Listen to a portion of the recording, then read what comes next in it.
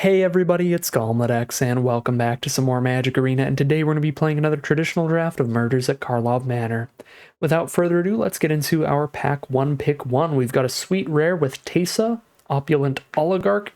She's a 3-mana 2/3 with Death Touch that lets us investigate for each opponent who lost life this turn, and whenever we get to sacrifice a clue token, we're also making a 1/1 Flying Spirit, which can trigger Teysa's first ability again, getting that evasive damage in the sky to keep making sure our opponent is losing life. So really powerful rare and a great way to start the draft. There is some contention here because Dogwalker is such a premium common, being a great card, particularly for any white aggro deck, but the flexibility of that hybrid mana cost does mean you can play it in red aggro as well, and it is quite excellent on either of those decks. So it's a much more flexible start than the Teysa. But I think Teysa is strong enough to roll with her to start this draft off. For pick number 2, we've got a Granite Witness, flexible hybrid flip card. Goes into white or blue, and we are playing white off of Teysa, hopefully. There's also a Not on My Watch to exile an attacking creature for really cheap. Not the most flexible removal, since you can only clear out something that is getting into combat, but it is efficient to pay off for that. And then there's On the Job, which is probably fine for the kind of deck that wants to play Teysa. It's probably the kind of deck running a lot of cheap creatures to get a wide board state for your cards like On the Job. So I think these three are the best follow-ups to Teysa here. For individually powerful cards, Shock, Loxodon Eavesdropper, Surveillance Monitor are all pretty high up there, but none of those three really fit into a Teysa deck at all. Let's go ahead and take some cheap interaction here. Let's grab Not on My Watch. Pick number 3, nothing good to go with Teysa here. No cheap creatures, just one combat trick, sort of. So I guess we will stay a little open here and just take the strong rare. Fugitive Codebreaker isn't the strongest rare in the universe, but either halves of this card is pretty good. 2 mana for 2/1 Prowess Haste, just a nice aggressive body, or trying to flip this up in the late game to discard your hand, draw 3, can be a nice swing-in card advantage in the late game, so I think it's the best card in the pack. There's nothing really good for black or white, so might as well start speculating a little there, in case we just get cut off of Teysa, which is sort of looking like the case here. Once again, the black and white cards are not great, although Snarling Gorehound is perfectly reasonable in a Teysa deck. We're going to be playing a lot of creatures with power 2 or less, so we'll be getting a lot of Surveil triggers off this, and this is evasive with the Menace ability to help get Teysa damage in, so Gorehound could be the pick. But there are some off-color cards I think are a tiny bit stronger than Gorehound, like Technician, Cold Case Cracker, Case of the Trampled Garden even, maybe. I guess they aren't significantly stronger than it, but maybe Technician would be the best place to go since we already have a Fugitive Codebreaker there in red as well. Yeah, it's Gorehound or the Technician. I'm going to take the Technician here. Pick number 5, there is another Gorehound and nothing in white. Best card in the pack is probably Repulsive Mutation for green-blue, but we're pretty far away from that. Our backup plan right now is jumping into red. Could be red-blue with cards like Projector Inspector to filter through our draws, find what we're looking for. Yeah, I do like Projector Inspector a lot, just as a card in general. Yeah, take that, start heading into blue-red as our backup plan. Let's do that. Pick number 6 now. It's an Evidence Examiner for green-blue as the strongest card in the pack. We are 2 cards deep into blue between Inspector and Technician. We could also stick to blue-red with Offender at Large being a great card to flip up later in the game, or Unauthorized Exit is just a decent bounce spell. Let's take the Examiner here. I think it is the best card in the pack. It's really good value over the course of a long game because green-blue as an archetype can fill the grave with a lot of evidence pretty easily, so you can get a lot of clue tokens off this if it's not dealt with. Here's some really efficient green removal with hard-hitting Question. The one issue with it, you gotta have some creatures on board to use this with, and you definitely don't want your opponent to be able to bounce or remove your creature in response to this, but it's so cheap at only 1 mana that it's certainly worth that risk. Now pick 8. Unauthorized Exit for a solid cheap bounce spell out of the blue. Definitely seems like we're heading towards green-blue, maybe splash red. with what we're getting past here. This is the first decent white card we've seen in a long time with Not On My Watch, which is just fine. Yeah, I'll take the unauthorized exit here, and I think we're on the green-blue pivot. It's just what seems more open in this draft pod. Well, there is a decent red-white uncommon here with Meddling Youths. It's kind of slow at 5 mana, but makes up for that with haste. Really not a good start for red-white, though. But Bubble Smuggler is quite filler in green-blue anyway, so I'll still take that speculation. Pick 10, Do Love, Unauthorized Exit, and Dramatic Accusation is fine. So either of these is good for green-blue. Collect Evidence, I think Exit's a little better. Pick 11, nothing much. Take a Wrench. Pick 12, nothing much. And pick 13, nothing much. So now we're not in an excellent position here. I don't think the Teysa pack 1 pick 1 has worked out at all. We speculated towards red early, and then the best cards getting passed to us really late were green blue. So we've dabbled in every single color. And I think what we've been getting past the latest and what would be the best direction to go would be that green blue stuff with that late evidence examiner. So our first pick has not panned out for us. Our first speculation didn't pan out for us. So we have ended up now in green blue where we take Eavesdropper. This is just kind of where we're at. World Soul's Rage is definitely splashable, but it's not the scariest card in the world. It's basically just Fireball for more mana, which is decent, but I think Eavesdropper for that 2-for-1 is just great. And here we are, pack 2, pick 2, player on our left, definitely not in green-blue, and we get a very solid rare to the open color pair that we have moved towards here. So an easy Kellen, we're quite happy with that. Pick number 3, now we're splashing black for Lazov, Wearer of Faces. Do have to get some attacks going with Lazov, but if Lazov attacks at least one time, that's a 2-for-1 worth of value, where you got a 2/3 and a clue token off of your 1 card, so that's great. And obviously copying creatures that you're exiling out of graveyards is pretty nice too, so really flexible, powerful card there. We'll take Lazov, hopefully splash that in a bit. Pick number 4. Pick your poison, probably fine in best of 3, pull that out of the sideboard. Alternatively, we take Extract a Confession here, playing green, blue, and black as the core colors. This is a fine splashable removal spell, only requiring 1 black mana. We'll take the Extract and hope to wheel some Pick Your Poisons pretty late in the draft. Pick number 5, Rubble Belt Maverick is okay with Collect Evidence cards like Evidence Examiner. Gives us that Surveil to fill the graveyard. Could also set up our mana pretty well. Public Thoroughfare is a fine way to splash, but it is astronomically slow, so I would take like Escape Tunnel over the Maverick here, which is basically just a 1-tapped land, but the Public Thoroughfare is a double-tapped land. It comes in tapped, and you tap another land when you play it, so it is the latest of the mana-fixing lands that I would take. Would still run it, though, if we can't find other fixing.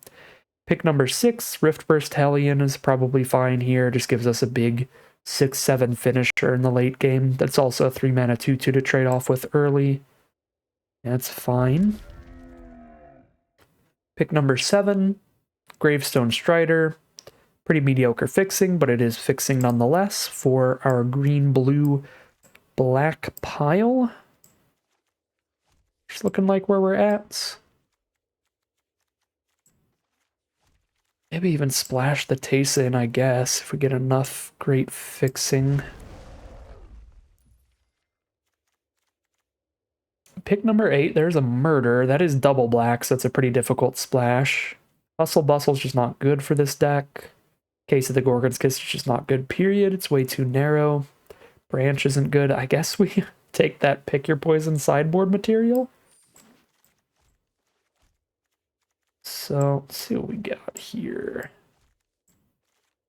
Doesn't look great. It doesn't look horrible. We need to find a lot of playable cards in the next pack, though, because we still need 9 more cards to have a full deck.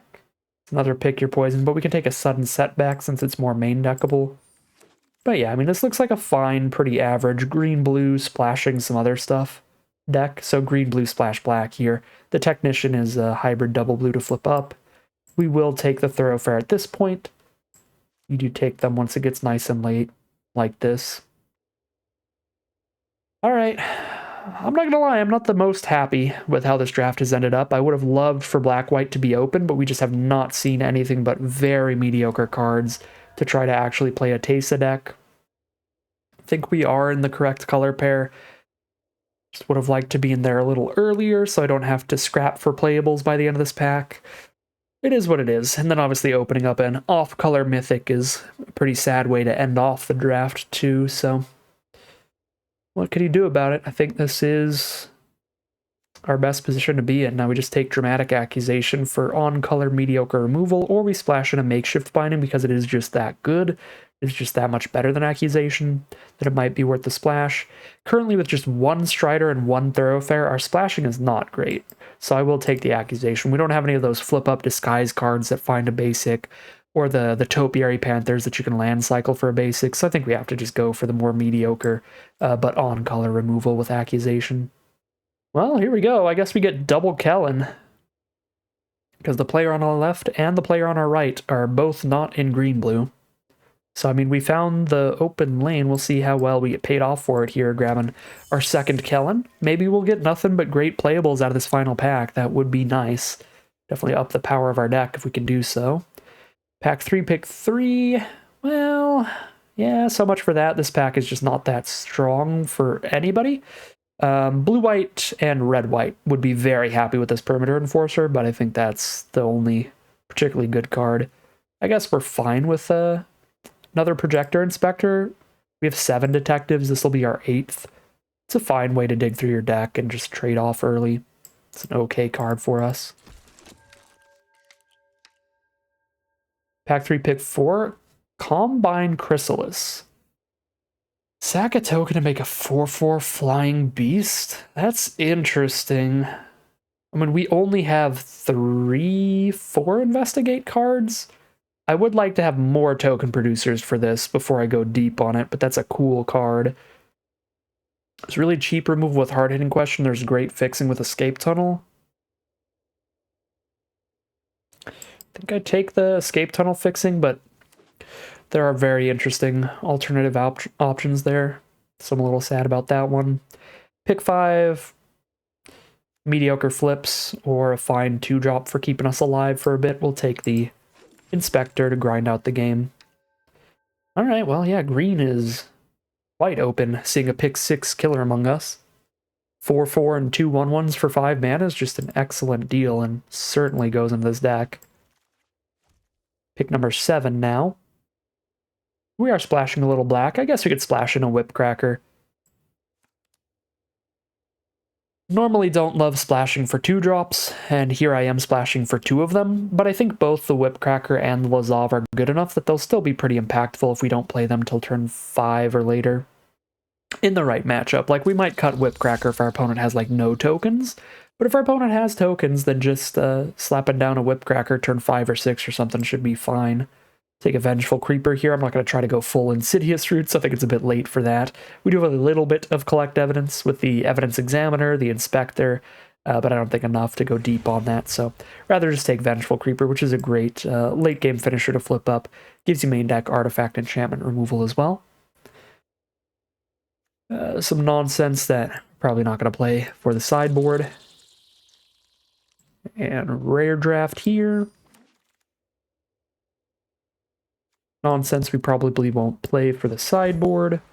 This is kind of our deck, right? I guess we have to put one thing that we sideboarded into the main deck if we want to play 17 lands. So we take the Portico. And then a Rope. Guess I could put the Rope into the deck as the 23rd non-land card.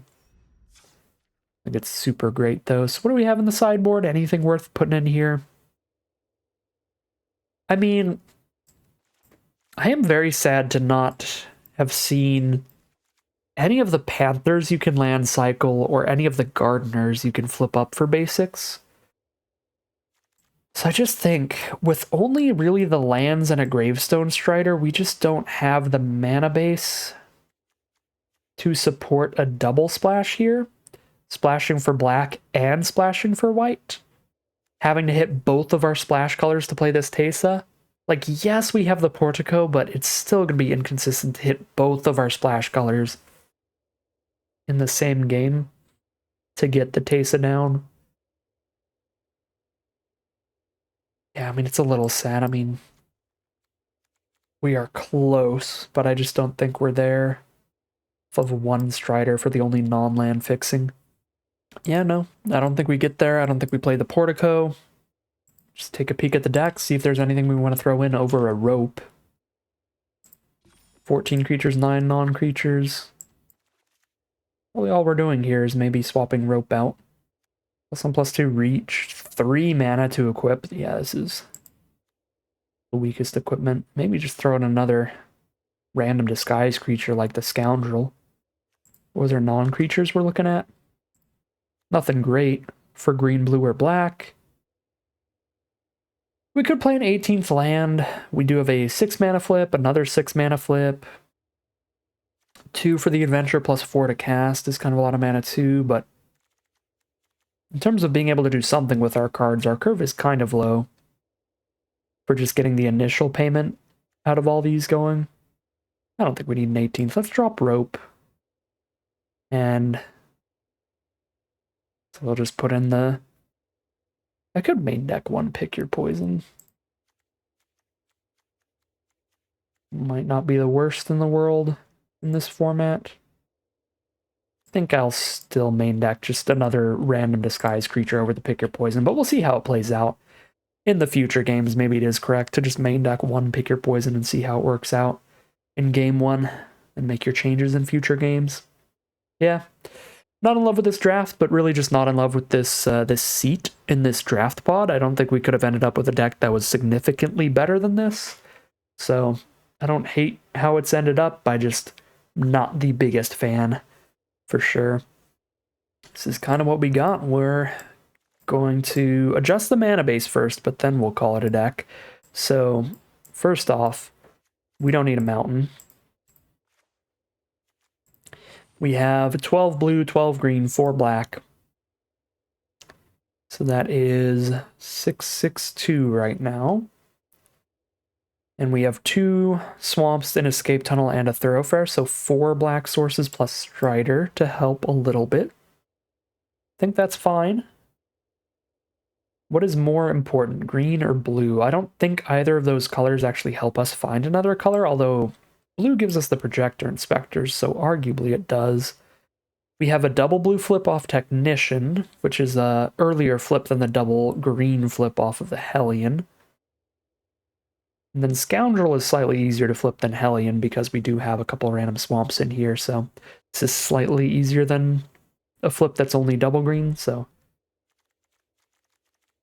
don't think we need to account for that as another like double green flip.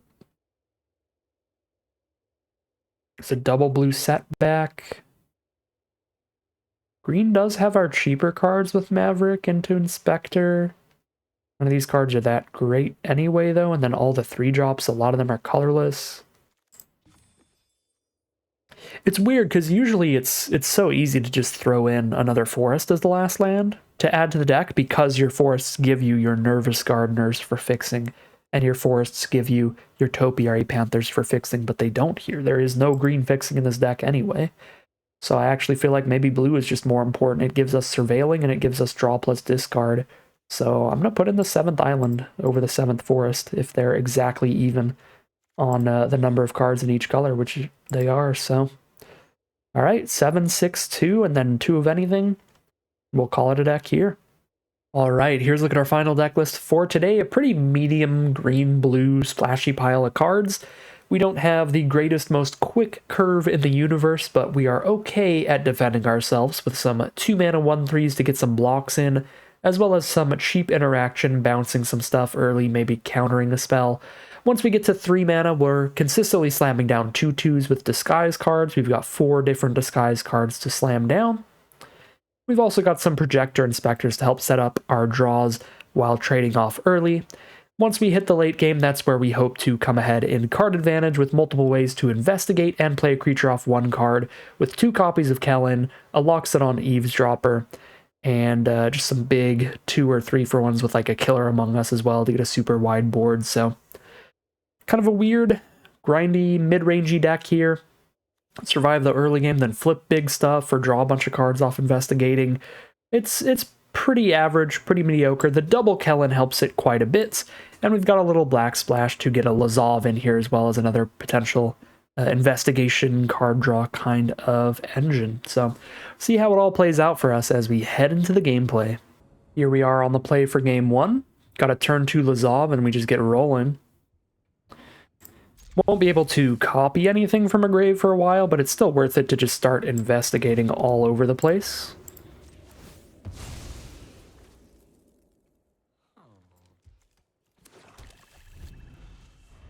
Because we will have an escape tunnel in a graveyard to get the investigate trigger off the first attack. Then we can cast any of these 3 instants or sorceries to get the second investigate trigger. I do think we have to exile a card from a grave to investigate with the way that that is worded, though. Yep. Would I rather drop a 2/2 face down or hold up the counter here? The Reasonable Doubt just to protect Lazov. I think I'm going to hold up the counter here. If they try to kill Lazov, we counter it. And if they just play a creature, we can unauthorized exit, and that'll also fill the graveyard. So just go for Lazov value. If they don't do anything, I guess we just draw a card in the end step. Inside Source. I think that is worth the counter. Alternatively, I just bounce the Detective and save the counter. That's also not bad. I guess we'll do that. Get another land, not that interested. We'll get rid of that. If it was another like green source, I might be okay with it. Here's Projector Inspector. Now I can Reasonable Doubt and draw a card off of the clue. Or just double clue. I should have targeted my land there. We do have a little bit of collect evidence. There's one in hand with Extract the Confession, so we need to be targeting our lands from our grave before our spells that have mana values. I just clicked on the first thing I saw. Alright, Museum Night Watch. That is, I think, annoying enough to counter. We suspect Lazov here. I don't hate it. I also don't love it. I think I'll do it. Make Lazov harder to block. We're unlikely to block with Lazov anytime soon anyway.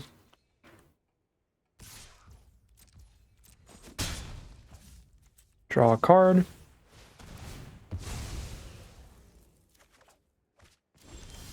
Find a Gadget Technician, and we have 3 mana up, and at this point we can't hold up a counter spell anyway, so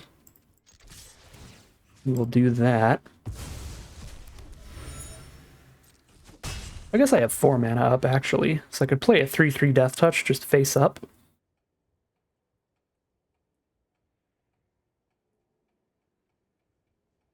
I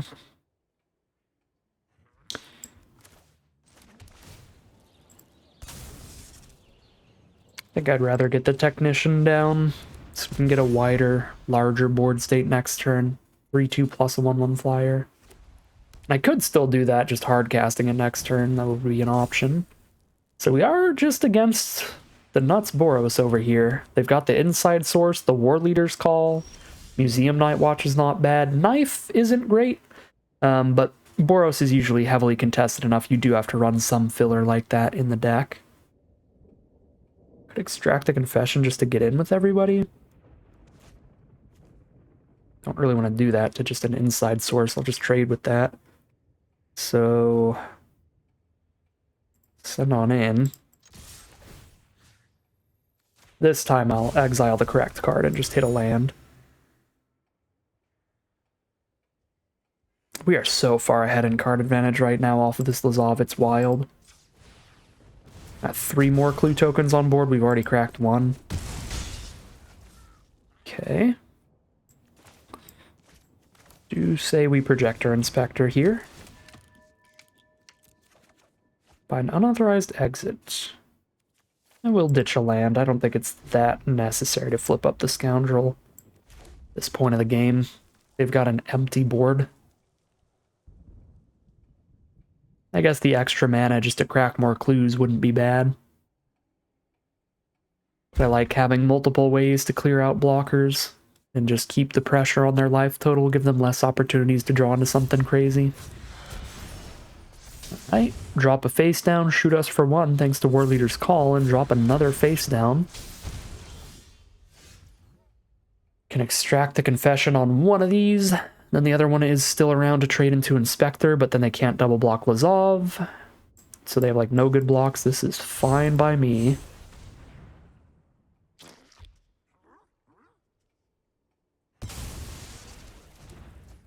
Sacked an Offender at large. Ooh. You may have Lazov become an Offender at large now. That might be worth it. 3 extra damage for the turn. So hit for 6 here. Could also just play a Scoundrel though and have 4 clues if anything bad happens, which is also very tempting. I'm just gonna do that. We'll just play a Scoundrel. If they have a board wipe, I've still got a bunch of other clues. Oh, I didn't know it has...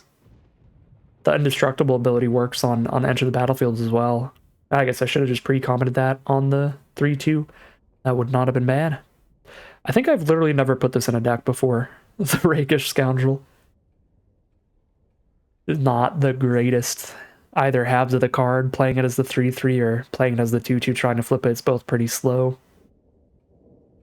But that is nice to know. I can play it a little better in the future if I remember that. You get to enter battlefield, get the indestructible trigger, so if you have a 3-2 attacking into a 3-3 or something like that, make it so they can't block well. Well, there goes Lazov, but Lazov has drawn us like 5 cards. We've sacked 1 clue and we've got 4 more to sack, so Lazov has kind of already won us this game. There's a killer among us, which means we're not sacking any clues this turn, because that is quite likely to lead into lethal next turn. And go Goblin here. Or the killer. Decided to start switching it up, doing it kind of random each time. Ever since I saw a poll somebody posted on which token do you choose as the killer with the killer among us, and Merfolk was the most popular, I was like, oh, I gotta stop doing Merfolk then. Everyone knows my secret's out. There was also a good couple weeks when the set first came out where I just always chose Merfolk and let all the viewers know as well. So if anybody ever matches up against me, it's like, you know, it's the Merfolk. So I guess this plays around that as well, but I think it'd be kind of funny. If anybody who's watched any of these videos gets to just know what my killer is, I think that's kind of cute. But the fact that Merfolk's the most popular killer, so that also if you just know what is chosen the most often, you also know what I chose, that part's less cool. What also is not very cool is that Magic Arena doesn't work right, and we cannot view the battlefield after the game has ended, so we have to just use my very terrible memory.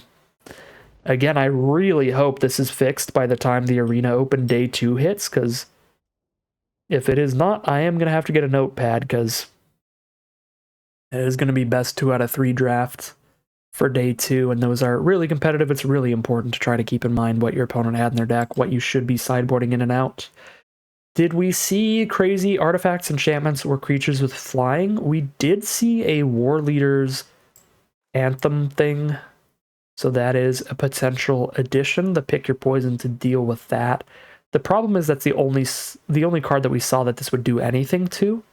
Didn't see any artifacts or flyers. Maybe they had a clue token at some point or something, but you never want to trade Pick Your Poison into a clue token, and if you have it in your hand and they have no artifact, enchantment, or flyer on board, then you've just mulliganed for nothing. So I don't think we have enough information to put it in yet. I would need to see a flyer or 2 also. I think I'm just going to run it back.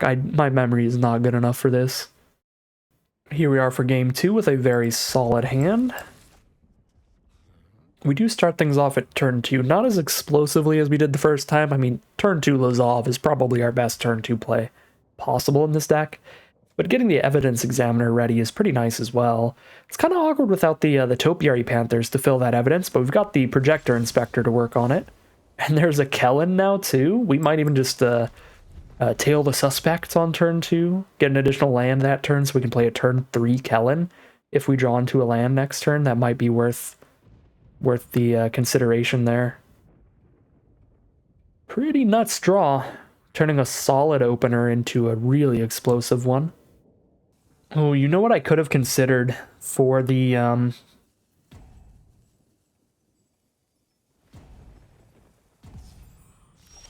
all right, it looks like our opponent may have just left the game here. Since we did draw our 4th land, we are just going to tail the suspect to play land 3, which means we Kellen turn 4 guaranteed off of this 4th mana.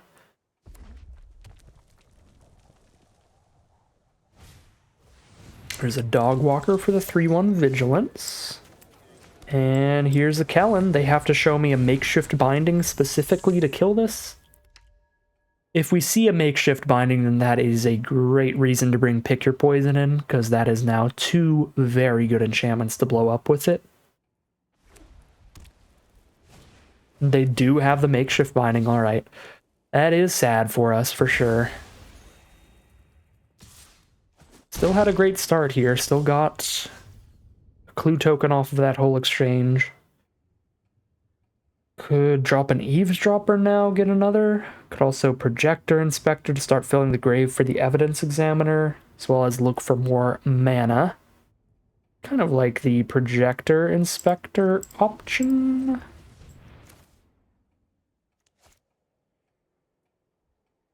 If I hit another forest and I hold an island up, I can play Examiner. If I hit a swamp and I hold a forest up, I can play Whipcracker. I guess it's probably slightly more likely we hit a forest than a swamp here, so we play the Inspector.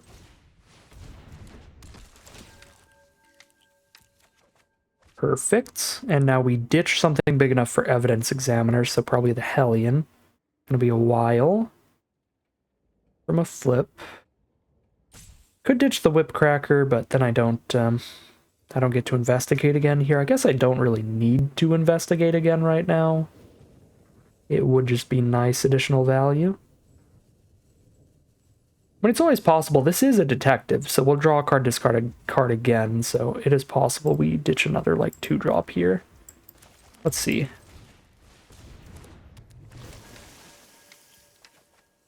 Yeah. I don't think Dramatic Accusation's an absolute banger in this matchup or anything. So we do that. Keep the Hellion, because we're actually pretty close to the 6-mana flip. Play 2 3-drops next turn, maybe.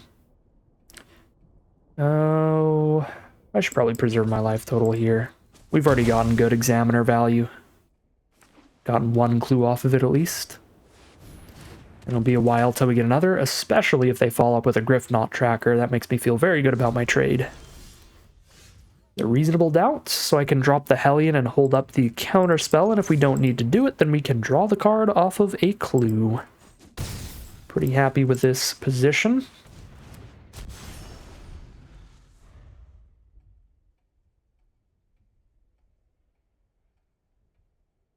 Yeah, Pick Your Poison is absolutely coming in. Now we see a flyer, a makeshift binding, and another premium enchantment with their bomb rare. So that's 3 very good cards to kill. Not that Tracker itself is a very good card, but being able to spend 1 mana to kill it at instant speed is very good. So 3 different ways for Pick Your Poison to end up being a really good card. Rubble Belt Braggart. Alright, well, that lines up pretty decently. No suspects here. I like the ability to block in this matchup quite a lot. Don't think I like the ability badly enough to hold this up on blocks instead of just hitting them for 9, putting them dead pretty quickly.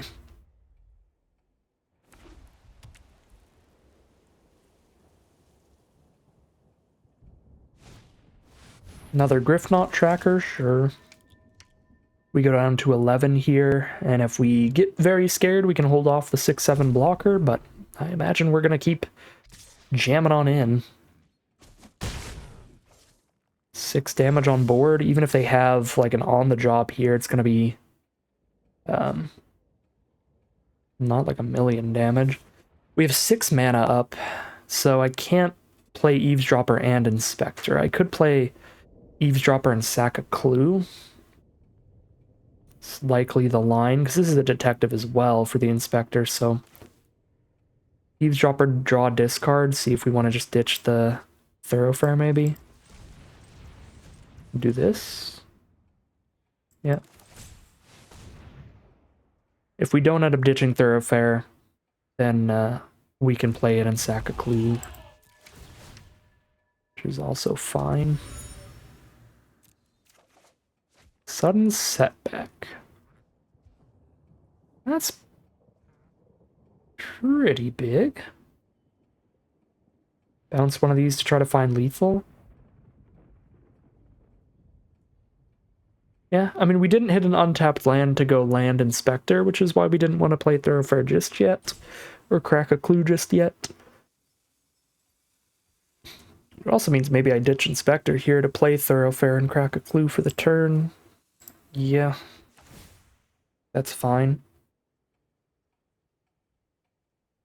11 life, they have 2 cards in hand, and they need to be 2 really good combat tricks to kill us. On the job brings this from 6 damage to 10 damage.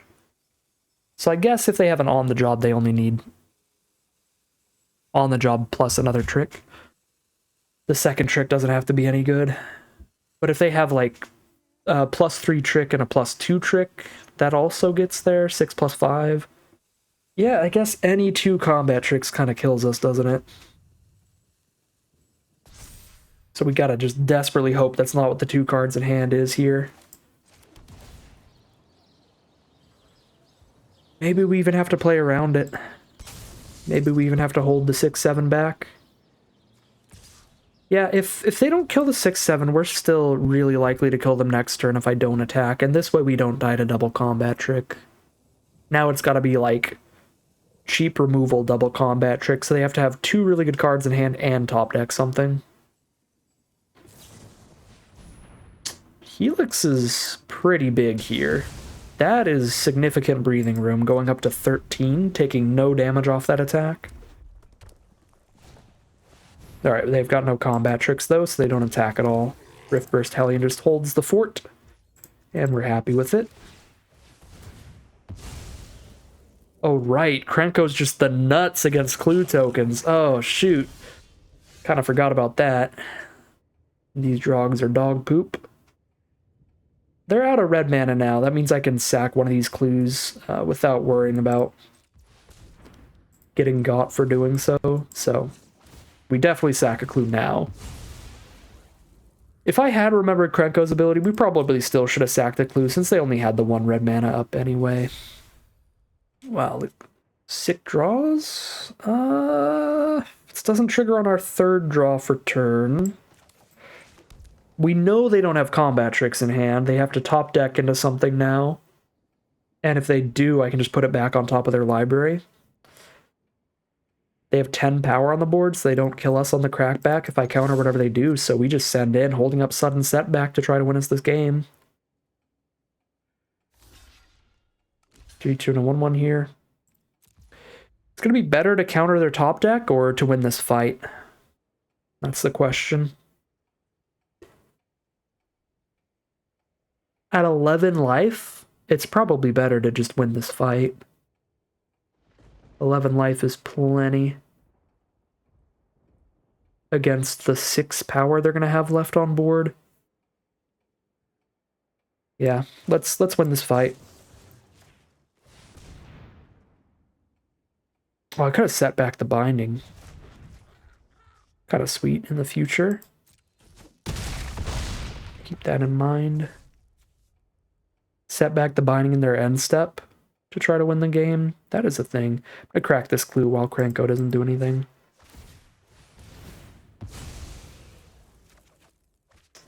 Ooh boy.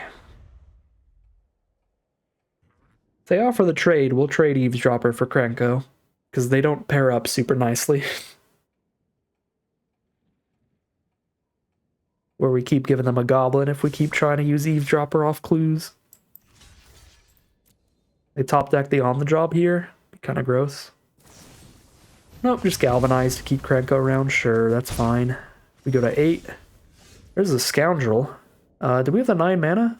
3, 6, 7, 8? We do. Oh, shoot. Well, if you're flooded, Scoundrel's actually kind of legit. indestructible trick for next turn if they try to kill any of our stuff. Seasoned Consultant, just a creature here. Have to hold up 2 blockers.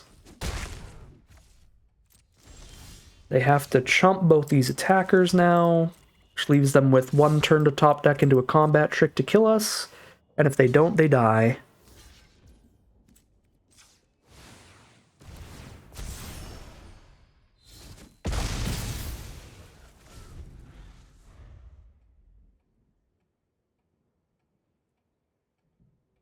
Guess a burn spell would work as well. Another shock or a lightning helix or something.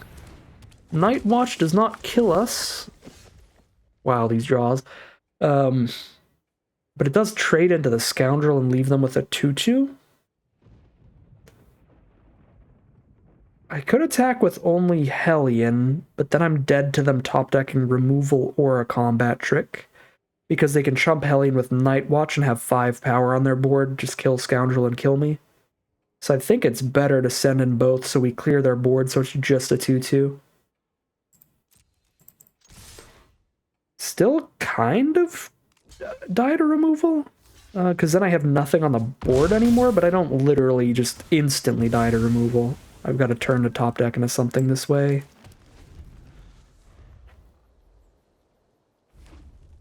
There's a land, so all they got's a chump blocker. It does Surveil for them, though, which sets up the draw. Mills another land for them.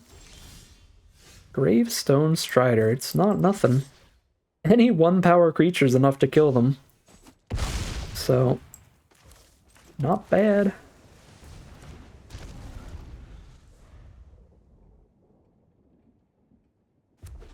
Alright, a little bit of flood in the end for our opponent. And that means we get the victory in round 1, 2-0 against the Boros deck. Here we are now for round 2 with pretty solid mana and some decent 2-mana plays. We are going to want to play a Public Thoroughfare at some point, just skip a turn to play a land, which isn't wonderful, but it does mean we're going to have perfect mana. Playing against green-black. Ooh, Kellen is so beautiful here because we get to investigate and play the Thoroughfare tapping the clue. Such a good draw. I mean, we do have 2 Kellens, so I guess the odds aren't that low. We would find one in the first 10 cards or wherever we're at here, but wow, that was good. We are playing against green-black, so they probably have removal for Kellen. We can't really play around it that much because Kellen is revealed. If they have removal for Kellen, they can just hold on to it, so let's just drop the Kellen. Force them to have the removal immediately. I guess I could play around the sack thing. Make us sack a creature card.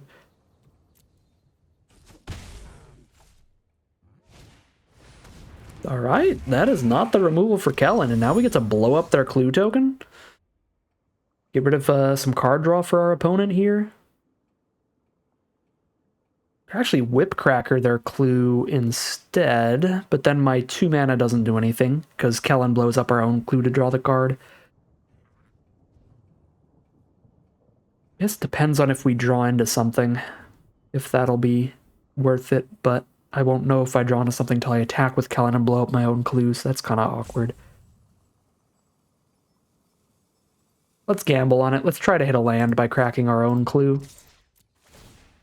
And then we could maybe Whipcracker their clue and play something else. So good. So good. Alright, here we go. Now I get to Whipcracker their clue and do something else. Which will be... I'm 1 mana from flipping a 6/7, so I think that's pretty solid. No evidence engraved, so it's going to be one of the disguise cards.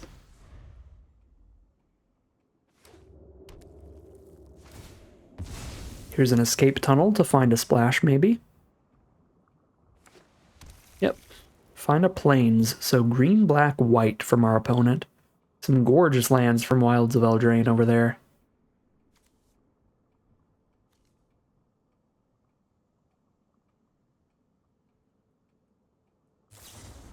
Slice from the Shadows, our 6/7 RIP. At least that's some good evidence for the Examiner here.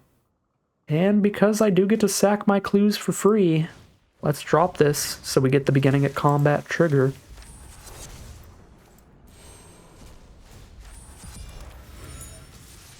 Clear a path with this Whip Cracker, trading into their 3/3 or 2/2. Find the 4th mana, that's beautiful. So we get to drop a Maverick to find more fuel for the Examiner and a face-down Scoundrel. I kind of like Unauthorized Exit. They're getting low enough that that should be nice. I mean, they will be getting low enough. They're at 14 now, but we're going to have 3, 4, 5, 6, 7, 8 power on board. I think Exit's going to be a good draw.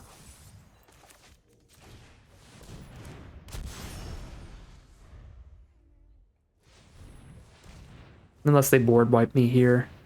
Which is possible. Black and white have a board wipe in this set. Buried in the Garden. Nope, they just get to exile Kellen. Can set that back. Now that I remembered that that's a thing. Also Unauthorized Exit it. Do either of those during their end step, and that feels like it'll be a pretty decent deal.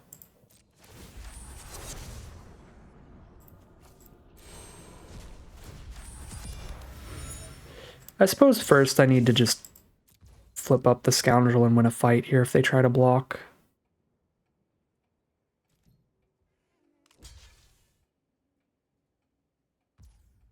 I mean, do I need to? They have 3 cards in hand, they're at 14. I don't think I need to keep this Examiner around.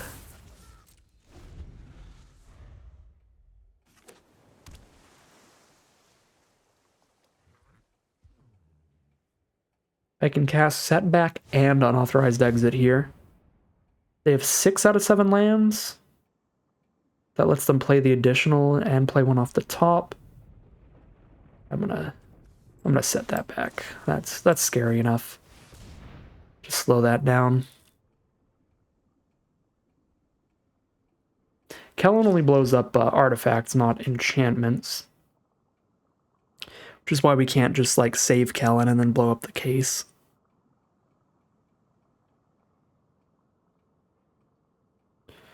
Are they considering their own counterspell here? Maybe they were. That would be kind of awkward if they have the counterspell. Let's see.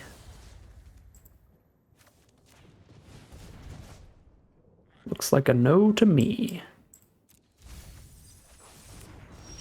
Alright, ooh, a Killer Amogus.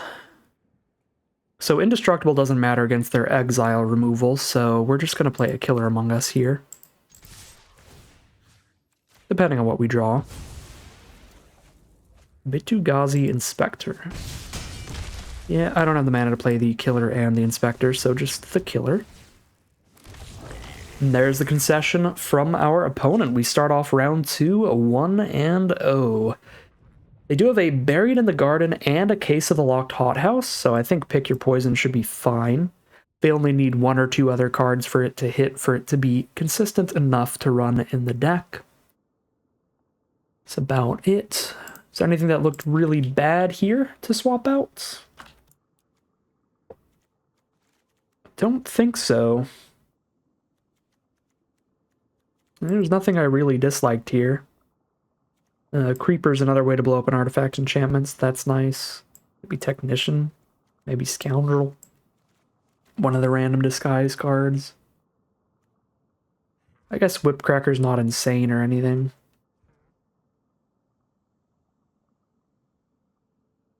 Extract the Confession's not insane.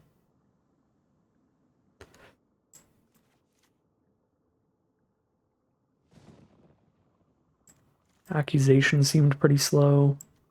I'll try Pick Your Poison over Accusation and see if that works out well. Alright, opponent is on the play for game number 2. We've got to turn to Examiner if we want it. We've got perfect mana thanks to the Thoroughfare. They're going to analyze the Pollen turn 1 for fixing. Find the blue source. There's the natural black source as well. It's going to be a while till we play this Thoroughfare. No, the Kellen v. Kellen mirror match? Okay, well now I am very happy with our poison thing. Pick Your Poison. guess Dramatic Accusation now looks a little better than it was before, because we have seen their first card we'd really like to accuse, which is Kellen.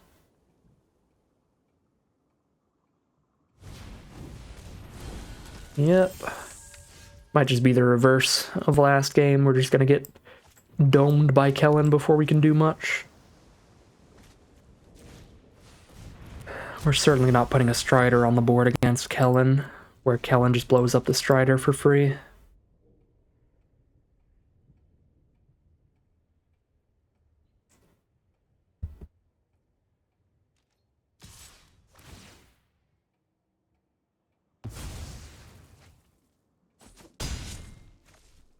Down to 17.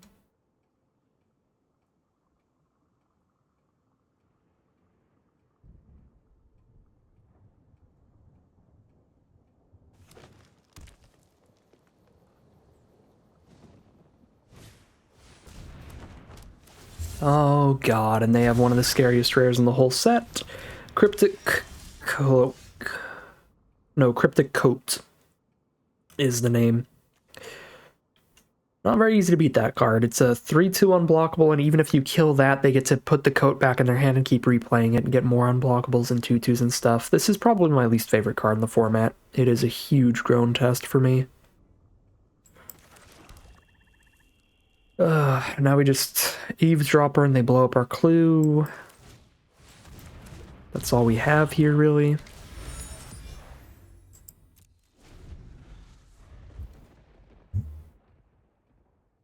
I gotta say, our Pick Your Poison does look exceptional in this matchup. We can make them sacrifice a Cryptic Coat or a Kellen or enchantment-based removal.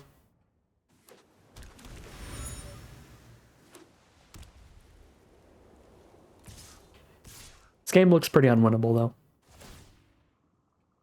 We're gonna have to move to game 3, almost guaranteed.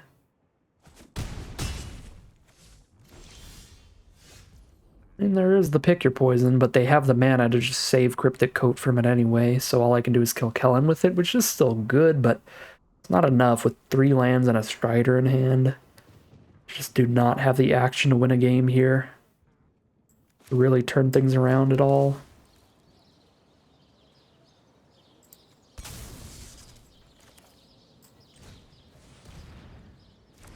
Guess we gotta do this now so we can get a swing at least.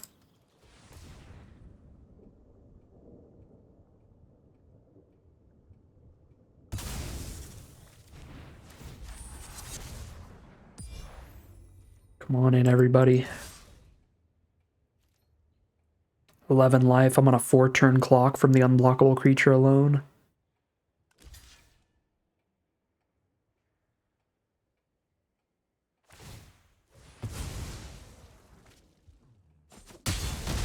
They're down to 15.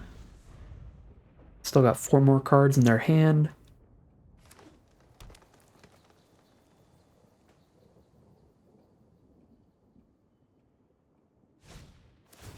Hard-hitting question. Really cheap removal to clear out our face down.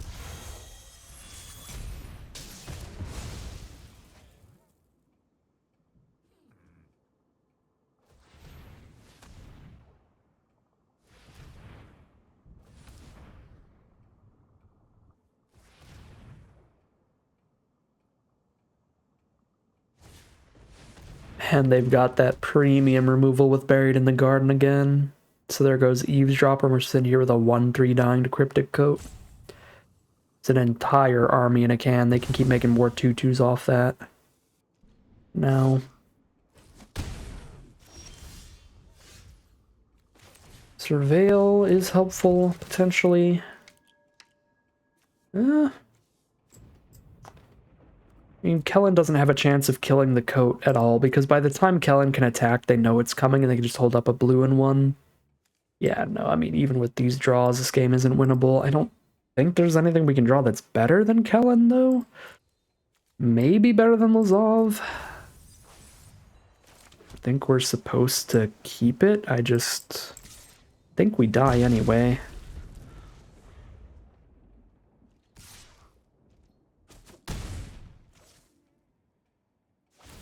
Yep, here comes the free army.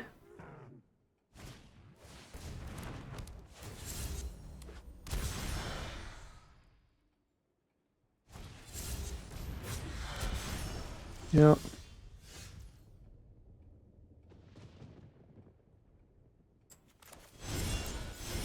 I already know about our Kellen, so we'll replay it and not die on board at least.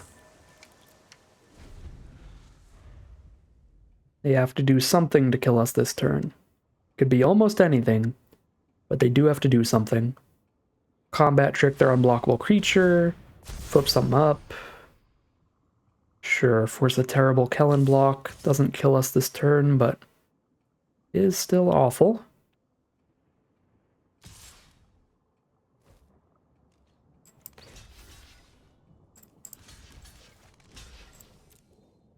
See if their other cloaked card ended up being a creature, or we get a nice kill on this face down. We do get to kill this face down, so that's nice.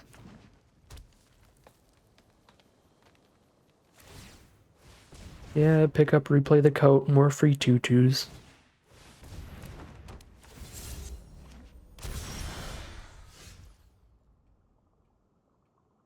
Got a clue here.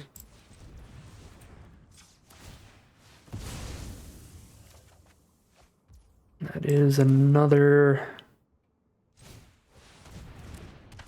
one last draw. All right. Well, just need them to not play Cryptic Coat. I think we can beat the deck without Cryptic Coat. Like, we might have been able to beat just the Kellen. We found the removal for the Kellen and could have maybe turned that around, but the Cryptic Coat is not stoppable. If we've got the perfect opener and we have the Pick Your Poison and they go for it turn 3, then maybe we can stop the Cryptic Coat, but it just feels like a cross your fingers and hope they don't drop the best card in their deck kind of matchup. Put the Accusation back in here for the Kellen, I suppose. I don't know what we cut for that. Just one of the mediocre creatures or something.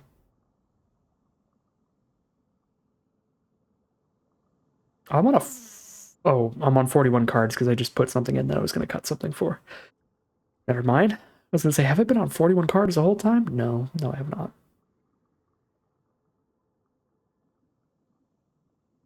I do like the unauthorized exits and the sudden setback against their exile removal. That seems decent. I think the extract seems fine now. Accusation seems fine. I guess accusation and extract kind of works awkward if I draw both of them. Like I play the accusation first, then I draw into the extract. That could be a problem.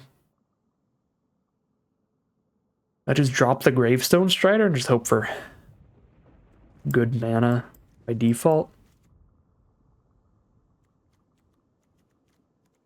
I guess, like, they also have the Kellen to just, like, kill a Strider on an attack, which can be awkward. Let's just drop the Strider. Fingers crossed, hope for the best as we head into game number 3. I'm not even hoping for the best, really just hoping for not the worst. Just don't play the Cryptic Coat, please. This is my one hope and dream. Well, turn 2 Lazov. Obviously need a green source pretty bad, but we've got like 6 in the deck and we can sack some clues and do some surveilling to help get there. So I'm going to keep it. Lazov into exit here to set up the draws.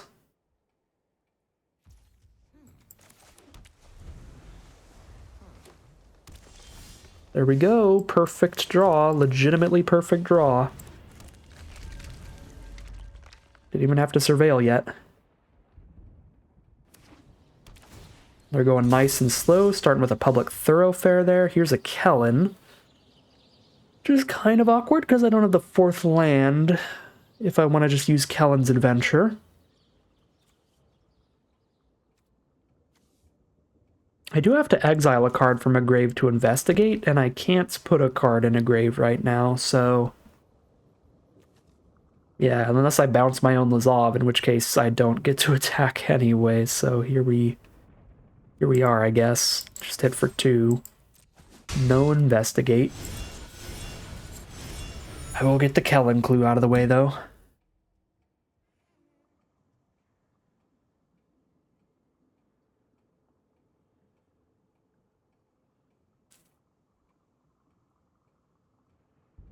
Next turn we can exit plus question. I guess alternatively I could have held up unauthorized exit, but yeah, if they played a face down, then I wouldn't have the mana to do anything about that. If I really want to investigate with Lazov again, I do have to kill this face down with something. I think I would rather just curve out with Kellen than deal with the face down.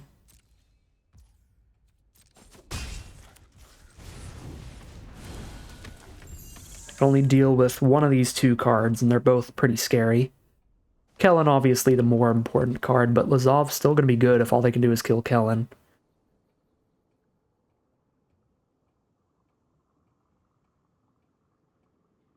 They got the exile removal again. No, bite down on crime. All right. How long does Lazov become a copy of Kellen? Until end of turn. Probably not quite worth it then. Just exile their card and play an Eavesdropper.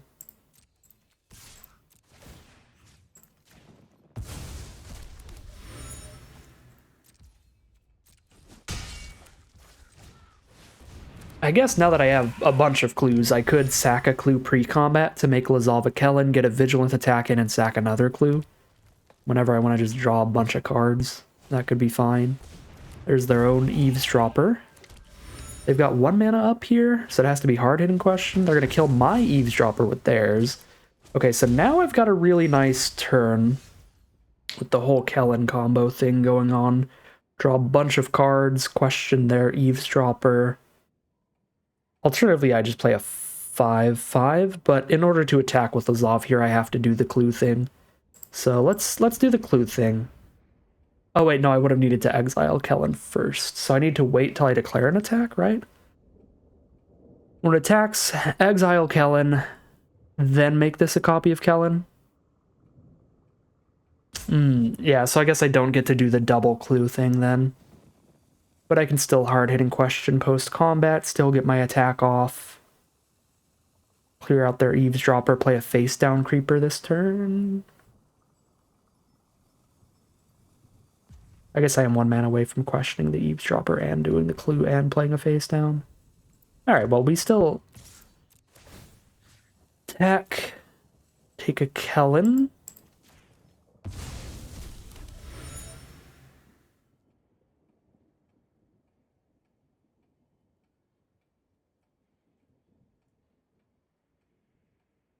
So I don't think they would ever block here, but if they do, I would be very, very happy.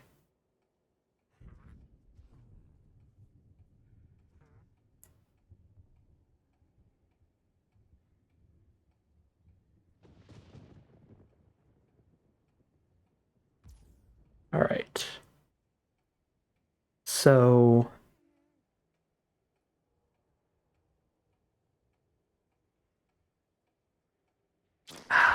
just the threat of turning into Kellen has held them off blocks anyway. So I could be mana efficient, do 5 mana worth of stuff. Where I do play a face down and hold up a bounce here. So we'll do that. I really just wish that I had exiled Kellen first, like my initial thought was.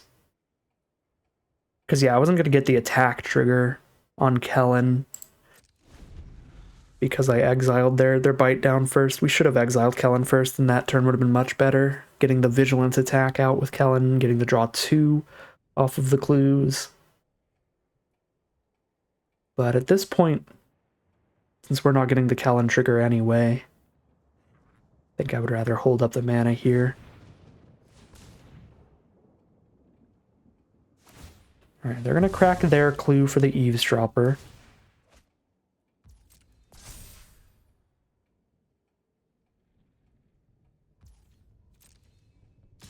They're going to send that in. We can hope they didn't top deck another land and exit their Eavesdropper. Even if they did, it's not the worst in the world. Obviously, they'll draw more cards, but the card advantage war is like, we both have a draw 20 going on right now.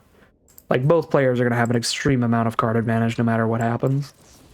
So, them getting one more clue is really not the end of the world.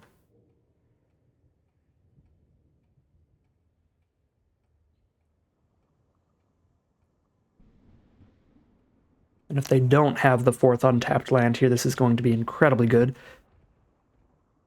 Even if they do, it just soaks up all their mana into re-establishing their board.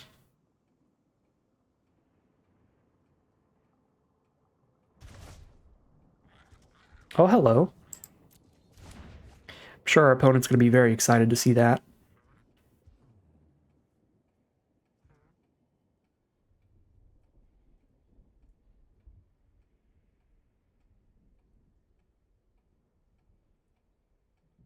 They've got 3 mana up here. They're eyeballing that Lazov.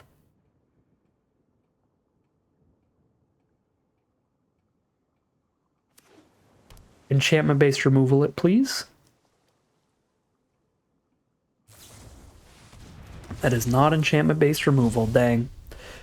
I was going to be super happy to go for a creeper this turn. I guess I needed a 6 mana to do that anyway. Never mind. Couldn't creeper yet regardless. How gambly am I? Do we crack a clue and hope to hit a land so that I can investigate and play Kellen? No, we have plenty of clues. I'll miss out on one extra draw to just know that Kellen's on board.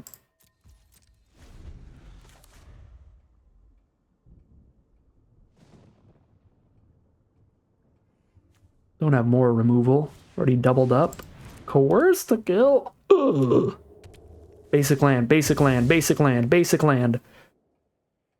Top deck, I need you now. 44% of this deck is lands right now. Yeah, let's go. Let's go.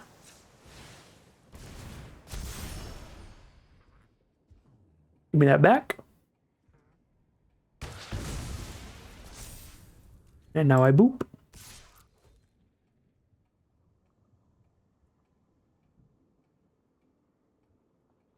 Now that you do not have a death touch blocker anymore to rip me apart. They got 1 green mana removal at instant speed. What is going on here? I guess they're just thinking how they're going to deal with the board after they untap, probably.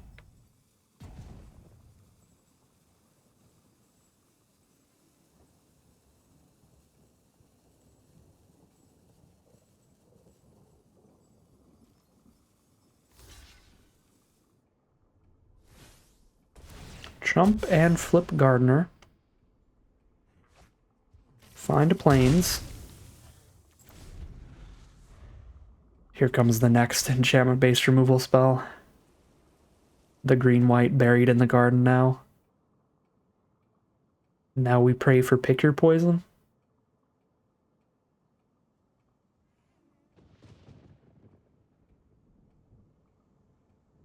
Or we could also dig for pick your poison with all these clues. Oh, it is not the removal spell, it is the bomb rare. They can play creatures and lands from the top of their library. They can play additional lands. Doesn't work till next turn, which is good. It's nice and slow, but they could just go through their entire deck starting next turn, which is not good at all. So we're going to hit them for 8 here. Put them to 4 life. It's pretty dang close. Let's hard-hitting question the Eavesdropper to guarantee we get some damage in, but let's also do some digging. See if we find interaction for the case. Maverick. Oh, I should have held all the green sources up first. Not for Maverick, but in case I drew Pick Your Poison, I'd want to play Question and Pick Your Poison, which I can't do now.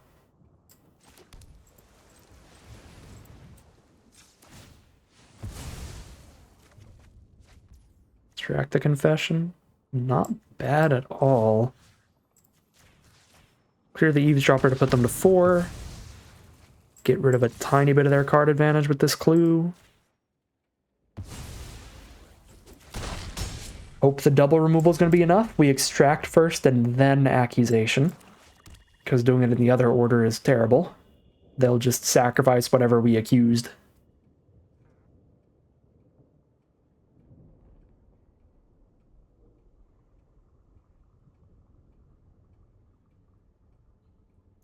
So any creatures or lands on top, they can play. Get like a draw 3 here pretty easily. I think they played a land off the top already. They can play 2 lands. So if there's another land on top, they play that. If there's a creature on top, they play it, then play the next land on top. Alright, I'm guessing it's not a creature or a land on top. There's the Cryptic Coat, which cloaks the top card. And then Nervous Gardener off the top. Forgetting that's probably land out of the way. Or not land, instant or sorcery out of the way. They couldn't play off the top. Yeah, I don't know why they played the land in hand, because now if there's like a land after this Nervous Gardener, then they're stuck. But if they hadn't played their next land, they could play the land off top and keep going with the case. Okay, they're at 4 life. They can't block Kellen. I can't make myself sack a creature to this Maverick. I could counter my own Maverick. Is that how we win here? They have no flying blockers. The only way to lethal them this turn is to counter my own Maverick to put a +1/+1 counter on Kellen. We need to full control to do that.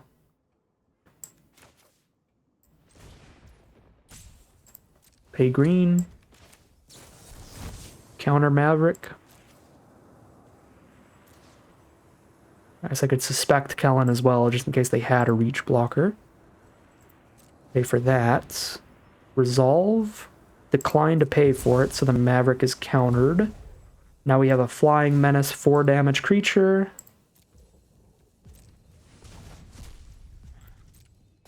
And poke.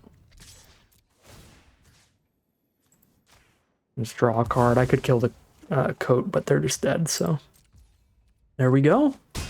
That is 2-1 in round number 2, meaning we are 2-0 overall, heading into round 3 with nothing but victories right now. So it is the final boss with all of the prizes on the line. We're getting 1,000 gems and some packs no matter what, but if we can win the final battle, then we get some huge prize out here at 2,500 gems, some packs, and some play-in points. So we'll do our best, fingers crossed here, but pretty awesome to make it to the final battle with a nice positive win rate. So see how it all wraps up as we head into the final round.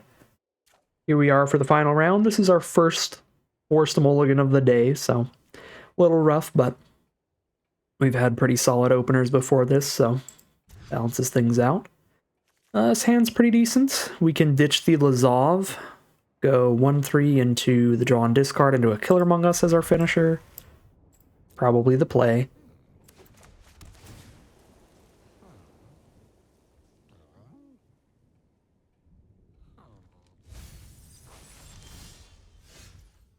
Playing against another multicolored green deck here. They're green, white, black with Analyze the Pollen, Shadowy Backstreet, Island. They may be a full-on 5-color Niv deck over there. Unfortunately, we drew the Black Source and Gravestone Strider as our first 2 draws, which means we really could have cast Lazov. So I'm very sad about putting that on bottom instead of just like this Inspector or something. But it certainly happens. Inspector now and set up the draws. See what we can find. Unauthorized exit. I don't love that right now. I'm really just looking for lands. And next turn I'm going to play a face down. Turn after that I'm going to play a killer. Yeah, we don't really have time for the exit or the inspector currently. So one of the 2 drops is the discard there. Slimy Dual Leech. Pretty good with disguised cards. Makes them a 3/2 death touch on each attack. I can just trade Inspector in here. It's already gotten a solid ETB trigger, and now it's traded into something that could be a very big creature later.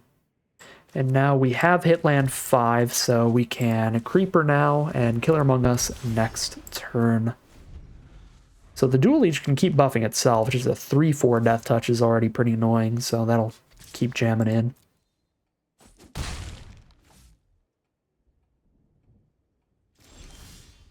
All of the mana up.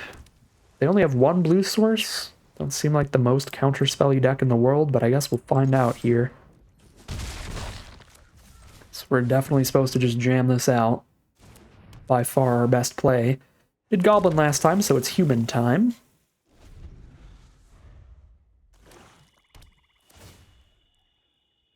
Take our 3 damage. Down to 14. Maybe they're just holding on to a board wipe here? The double black and 3 board wipe? Yep. Alright. I'll blow up all 3 of our cards. Looks worse than it was, because obviously this made 3 creatures. So we really just got 3 for 1, but getting 3 for 1 can still definitely be a death sentence. Now we know about the board wipe for future games, not that there's a whole lot we can do about it.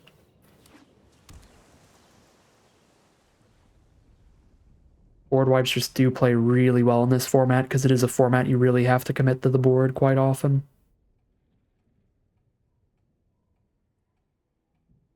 This is basically just the mirror match, except they have a board wipe or 2. I do not think we're favored.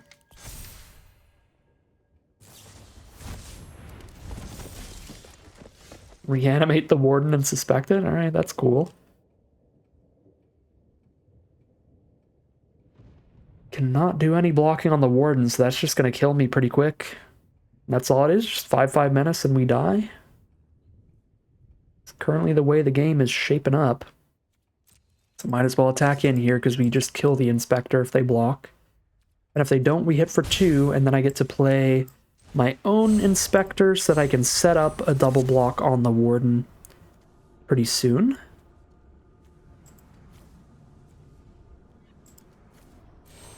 Did I have the mana to stop them from it doesn't adding up? No, I didn't.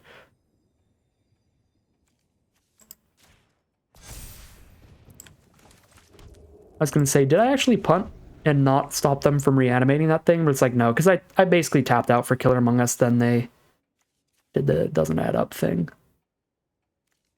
When I didn't have Gravestone Strider mana. As far as I remember, I might be wrong about that. Maybe I did just completely forget it.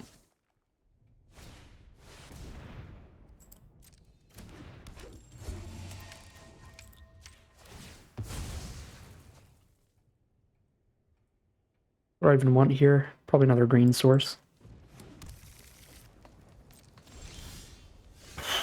Alright, well. Board wipe into top deck a bunch of lands is definitely a way to lose. Looks like it's going to happen again.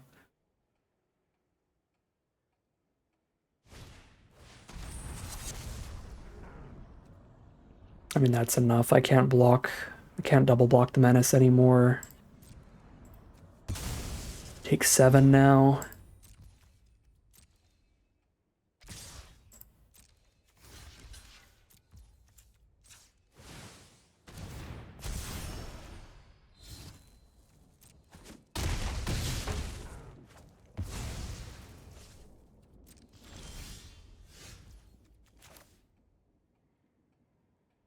Play any removal and I'm dead. If they don't play any removal, I can double block Warden, have a creature left, and try to go from there. Probably should do this before their turn, so if I hit 1 and a blue bounce something, I could survive. Okay, land is definitely not surviving against removal. Okay, they're going to investigate and get a land.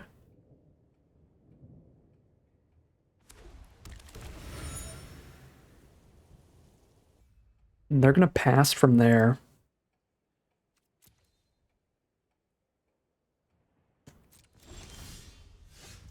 Well, we're going to pass from here.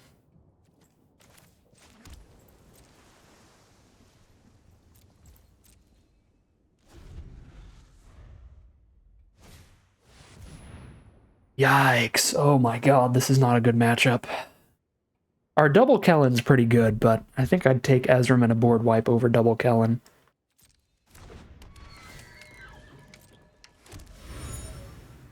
We're definitely bringing in Pick Your Poison. Pick Your Poison's really good against this Ezram. And it's basically our only way to have any chance against it. Otherwise, they keep giving it hexproof from everything.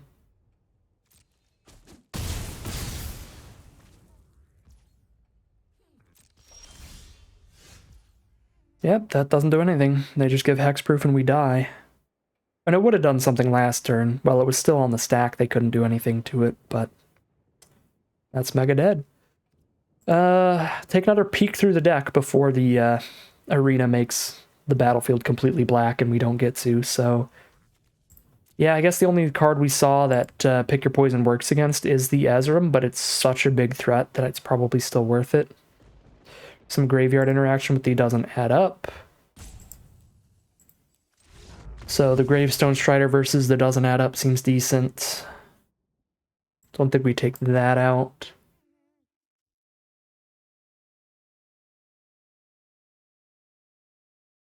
Yeah, I mean, maybe that game could have gone differently with Gravestone Strider at the right time. I don't remember if we had the mana for it or not.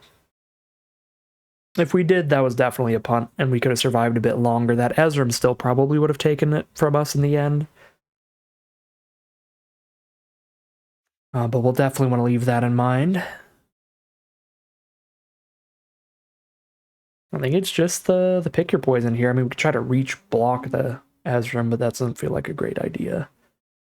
Against a deck that's going to have a solid mana interaction and a board wipe and all that stuff. So we're on the play here, throwing in a Pick Your Poison. Extract a Confession also seems great against the Ezram. They ever play it as their biggest creature. It's another good way to get around the hexproof. Maybe Accusation doesn't seem great here. It's a lot of disguise cards and then, you know, a big hexproof threat. This still would have been good against that suspected thing they reanimated, though. Definitely like the Reasonable Doubt. It's a great way to deal with the Ezram or a board wipe. I didn't see a lot of tokens for Whipcracker. It was just clue tokens, is it? Maybe we just ditch that. It's that or one of the random disguise cards again, I think. I'll ditch the Whipcracker here. And we'll head into game 2. Here we are on the play for game 2. Ooh. Might have to mulligan twice in a row. In the final matchup. One mulligan in game 1, one mulligan in game 2. I kind of think so. I mean, if they play any permanents, I can unauthorized exit and surveil one, but the way that our opponent's deck is built, they might just disguise something turn 3 as their first permanent, in which case I can't even unauthorized exit for the surveil until I have 4 mana. It's like, this isn't going to do any digging to help find the green source. If I immediately hit the green source, the hand's okay, but I've got no way to help do that, potentially. I'm going to take the mulligan here. This is slightly better. It is still a 2-lander, which is certainly awkward. Probably ditch the setback. It's pretty expensive. Killer Among Us is pretty expensive too, but specifically double blue might not happen. We have green blue in the opener because the escape tunnel's got to grab our first green source. Yeah, I think I'm ditching the setback here. It kind of just feels like some of our weakest hands, unfortunately, in the most important round. That is not advantageous. There's a Kellen. Don't have land force. I think I just dig for that rather than anything else here. That is not land 4 either. Guess if I ditch Eavesdropper, then Examiner is a 2-mana version of the Eavesdropper. Get the clue and I can play Examiner plus Question the same turn. I don't hate that. I could also ditch the Killer Among Us. And ditch the Eavesdropper though, because if I hit a 4th mana, I'm just going to play Kellen. And then if I play Kellen, I'll be able to start sacking clues for free, and then I can get to the 5 for the Killer Among Us. Let's see. He did blow a removal spell nice and early, which might mean they have more in hand, but hopefully it just means they need to be defensive here. No, the double extract in a row.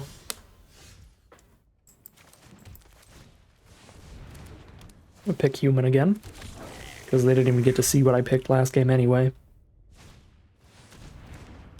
Projector Inspector.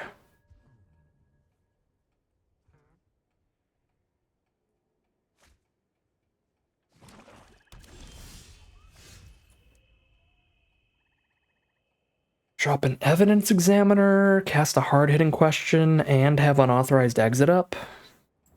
Doesn't seem bad at all.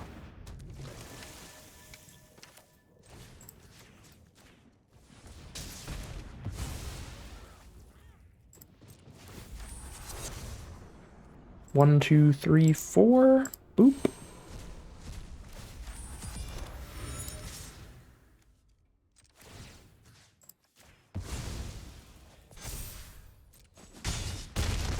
They're down to 14. They need their board wipe or they just lose.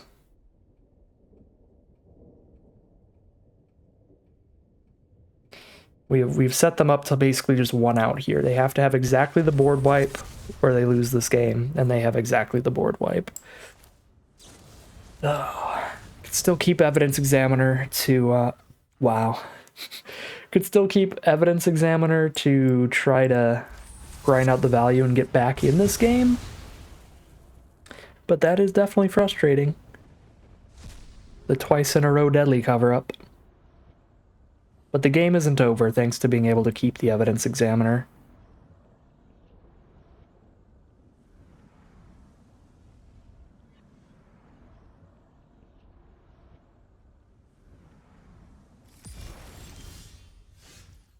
Rubble Belt Maverick.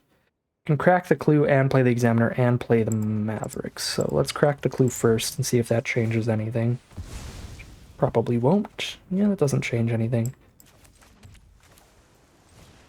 Also play Examiner and crack another clue instead of playing Maverick in the same turn.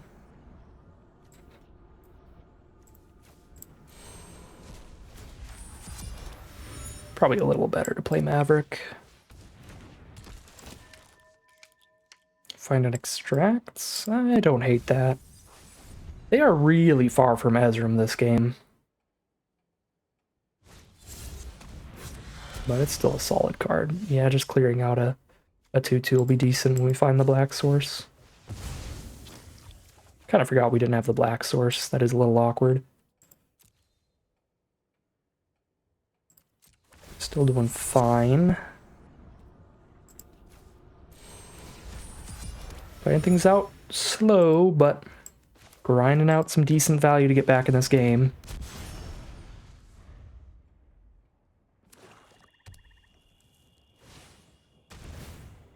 Fairy Snoop is the face down. Just set up their draw. Pick something up out of the top two. There's Lazov, which is uncool. So whenever I collect evidence, I investigate. So if I find the black source, I can extract and investigate and kill Lazov.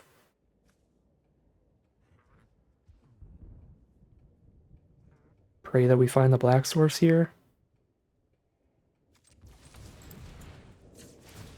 Means no flip of the face down yet. That's a very tempting card. Very, very tempting card. Guess we just play that now.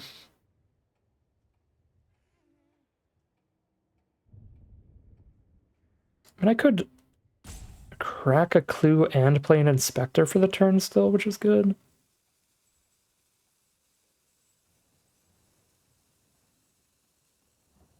Or I could get a clue and crack a clue.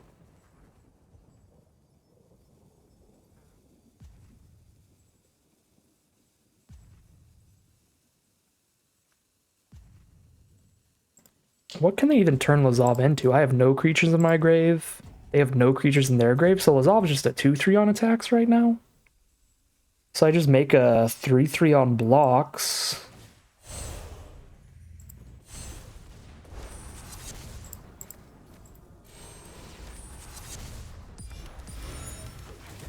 And Lazov doesn't get in.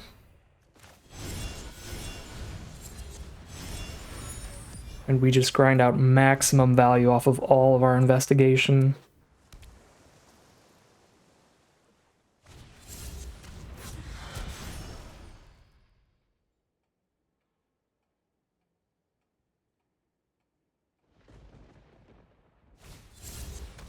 More face downs.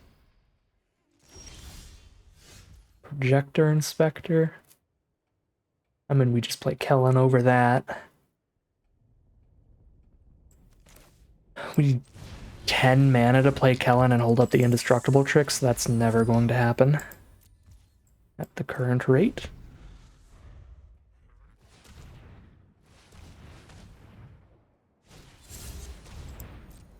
A lot of face downs.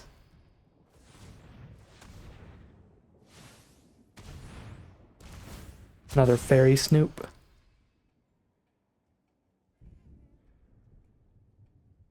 So Kellen's just bouncing off 1/4s anyway. They did have to mill the Ezram, but they've got that Graveyard Reanimator spell that could just completely demolish us with Ezram. And they've played 2 more flyers. Last game, the only flyer they played was Ezram, but now our Pick Your Poison looks pretty horrible because they played 2 very expendable flyers. Extracted Confession still looks awesome. If we have the evidence for it, that'll be our way to clear out Ezram if they reanimate it. Now this Inspector means Kellen doesn't even get to attack. Actually, no, they don't have the evidence for it. Do they? Oh, they already collected the evidence. Never mind. Yeah, they have 4 toughness against my 4 toughness flyer. Or 4 power against my 4 toughness flyer in the sky. That is a bummer. There is the Extract the Confession mana. Do ideally need the evidence. I could flip this up. It gives Indestructible. It doesn't give Death Touch, though, so I would give Indestructible, and it wouldn't even kill any of these 4 toughness things anyway. There's really no point. I guess I could send it in by itself, and it'd be fine.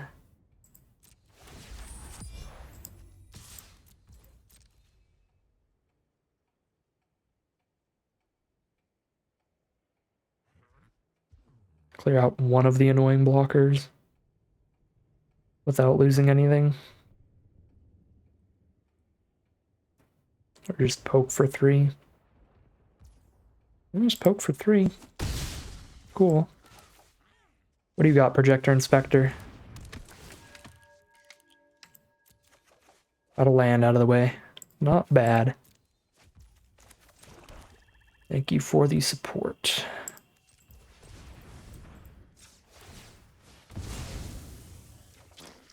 Find a Gadget Technician. Okay. And they pass turn.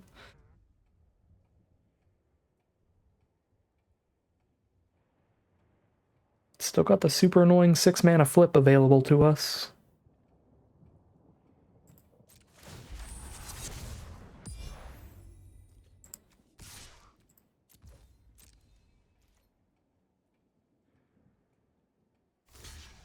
Whoa! I get to kill 3 creatures of my choice? This one, and this one. And this one? I'm never getting through all these 1/4 flyers anyway, so I guess one of the face downs like this one. Do that. Or I could rip out the 2 face downs in the Lazov. They're only cards that might start attacking us. Wouldn't feel bad either. Oh, this is going to be a 4/4. Hold up.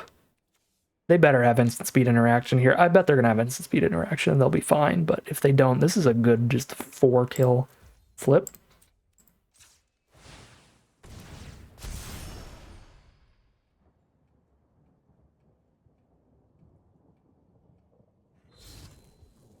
Oh my god. Oh my god. Rakish Scoundrels actually goated with the sauce. Maybe they have double board wipe?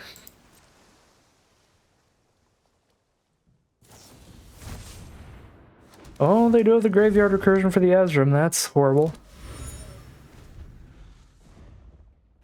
Oh. 1 card left now? It's a face down. These are not getting in for damage anyway, and if I get 6 mana value in grave, I can extract the Confession, the Ezram. It's only going to be 4 mana value in grave so far. Yeah, shoot, it's not even going to be enough. Because they only kill 1 of the 2. Not enough yet. works its way there, though.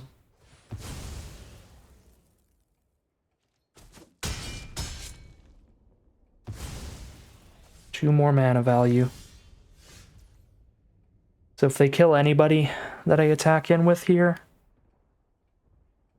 that'll get me to the mana value I need. This is not a detective, is it? No, so I don't get to draw a discard off of any of these cards.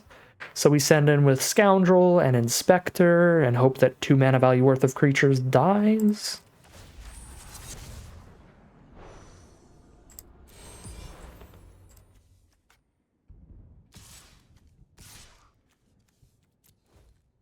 Really just hope they kill Inspector and then we're there. Cool.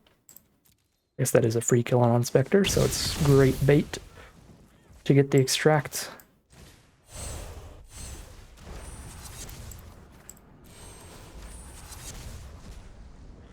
Unless their face down is also 5 power, that would be a bummer. If it's a Crocodile, it is not.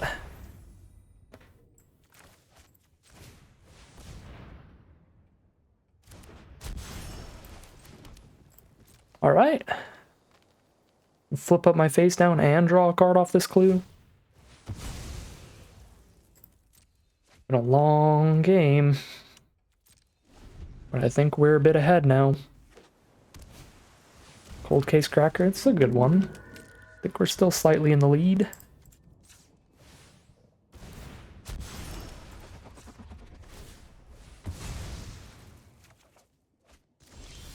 Ooh, Accusations. They don't even get to draw a card off of this Cold Case Cracker. Feels pretty big.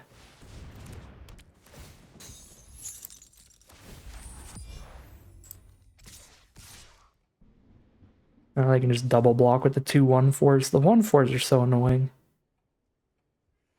4/4 Death Toucher just... It's kept us fueled, though. Maybe we let Maverick die so we can get a 4/3.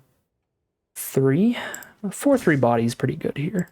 Yeah, so having Maverick die so we can get a 4/3 is reasonable. Gotta wait to choose what to do with it till I'm actively attacking. Undercity Eliminator. Well, I gotta shuffle it now, or they're just gonna sack that.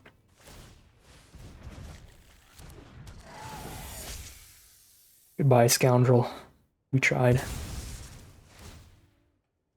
You did great work, Rakish Scoundrel. You did what you could. Ooh, Rift Burst Hellion, too? There's gold in this here deck.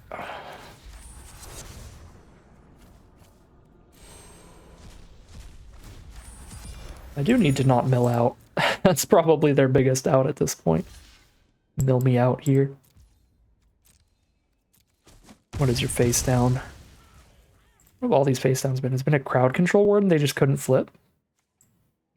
There was a Crocodile earlier at some point. Creeper. They've been big things face down. 9 cards left. Got the mana to flip here, but not to flip and draw.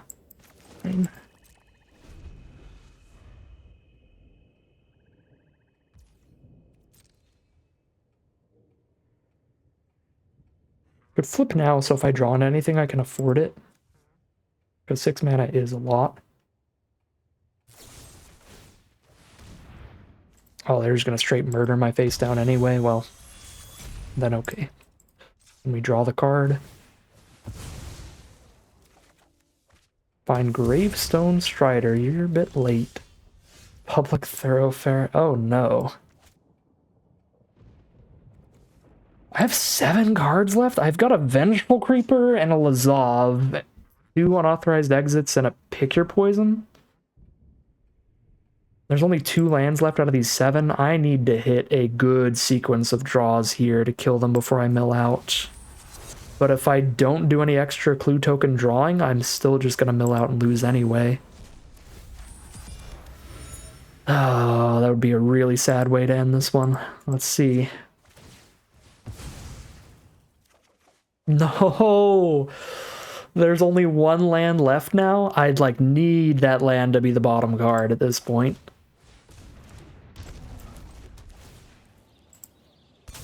Tap the Strider for value.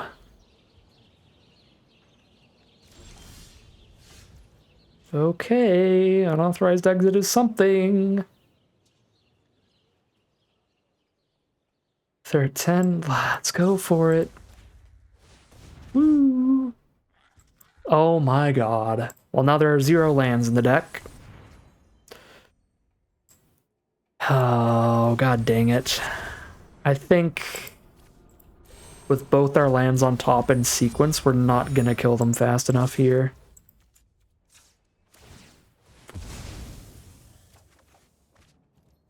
Reasonable Doubt is completely useless. Wow. Alright, I mean, there was one card that slightly mattered of unauthorized exit in the top 4, but our most important cards, our Lazov, our Vengeful Creeper, our Pick Your Poison, are the bottom 3. The 3 cards that maybe sped us up enough to kill them in time, bottom 3 cards. We hit land, and useless counterspell here. Oh, and they top decked Analyze the Poison to grab their best creature out of their deck. Okay, well, our fate has been decided by Arena on this one. Maybe I missed some particular interaction I didn't notice somewhere. That would have been sweet. That could have turned things around, but from my perspective here, I don't know what I missed. I feel like we did what we could. The big Death Touch Indestructible swing, that big flip in the game was our real shot at getting towards victory, but we just hit the worst clump in the end to just mill out. So here we are, milling out.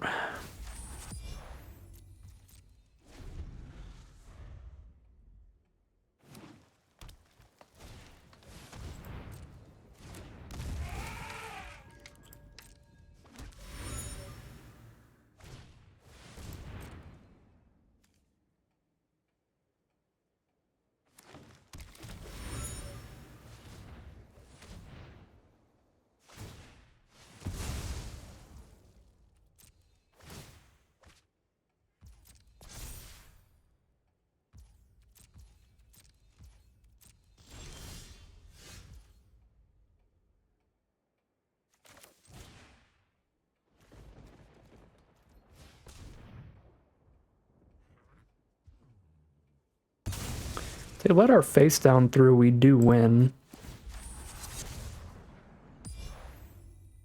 Oh, wait, maybe. I've got 1 card left, so we can probably still maybe get the 2-turn kill. But I was gonna say, maybe I was supposed to Reasonable Doubt my own Pick Your Poison and pay for it just to get the Menace here. And that was our shot at victory. Did I have the mana to do that? I did. It would have been 4 mana, 2 to Reasonable Doubt, and 2 to pay for it. So I missed lethal here. If we Reasonable Doubted our own Pick Your Poison and paid for it, we still would have suspected a creature and had a menacing Vengeful Creeper, which would have been the kill.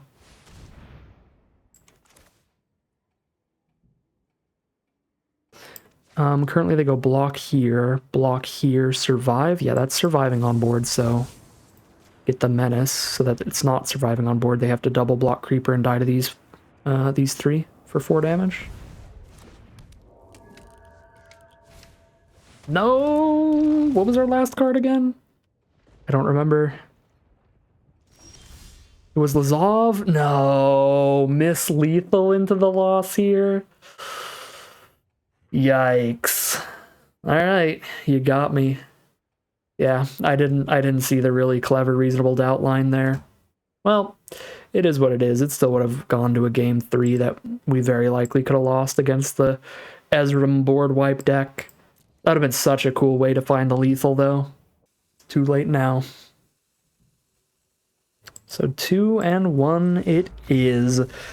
Really not a good clump of draws in the end there, but also we did not play it out right. We had a very funky line to try to find the lethal off the Reasonable Doubt that would have got there. So that is really disappointing. Wouldn't have won the round. It would have won the game to give us a chance at winning the round in game 3. So still a really solid draft overall. This deck did way better than I thought it would, especially considering if I played it out perfectly, we would still be in contention for the 3-0 here. 1-1 in that final round. So pretty happy with the way I drafted here. I think we ended up in the open color pair. Getting past both of these Kellens was a huge boon to this deck, and you don't get that kind of stuff if you aren't in the open color pair where you're going to get past those good rares. So pretty happy with that, with the pivot off of the Teysa early. We were even speculating on red early, and that just didn't seem like the place to be. So I'm pretty happy with how I navigated the draft in general, and the deck that we ended up with, I think, is one of the better ones we could have ended up in this draft. Just didn't play it out perfectly and had some rough draws in the final round. I think the first game, we mulliganed into the board wipe, then flooded a bit. Second game, we mulliganed into the board wipe and then clumped up a bit in the end, but also misplayed where I could have still very, very slightly found that lethal there. Thanks to really the Rakish Scoundrel 4-for-1 being the only reason I had any chance of turning that game around. So if it weren't for that, like, we were just dead in the water, period. But yeah, getting that into the maybe turning things around and then just missing the fancy reasonable doubt lethal, that was rough. That was a sad way to end it, but it is what it is. We don't even know if we would have won game 3, so 2-1 it will be. Not quite a maximum win run, but still a positive win rate with just an okay deck here. So not the end of the world. But that is going to end today's video. As always, I'd like to thank my patrons and YouTube members for their support, as well as you for watching the video. If you enjoyed this video and are interested in seeing more, you can always like, comment, and subscribe to tell the YouTube algorithm to send you some more in your recommended feed. If you'd like to catch me live, you can check out the Twitch channel in the link in the description below. And if you'd like to support the channel directly, you can check out the Patreon link in the description below. But other than that, as always, thank you very much for watching, and I'll see you again soon for some more Magic Arena.